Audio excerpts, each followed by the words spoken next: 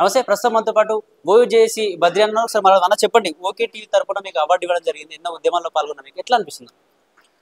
ముందుగా okay TV యాజమాన్యానికి, శ్రావ్య అక్క గారికి, వారి టీంకి అందరికీ కూడా ఈ సందర్భంగా కృతజ్ఞతలు తెలియజేసుకుంటూ చాలా సంతోషంగా ఫీల్ అవుతూ ఉన్నాం.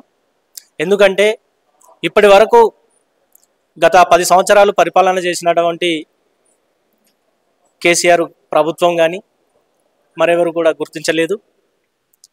ఇప్పుడు ఈ ప్రభుత్వం కూడా గుర్తిస్తామని చెప్పారు, కానీ సంవత్సరంన్నర గడిచిపోయింది. తెలంగాణ ఉద్యమకారులను గుర్తించాల్సినటువంటి ప్రక్రియ అది మధ్యలోనే నిలిచిపోయింది.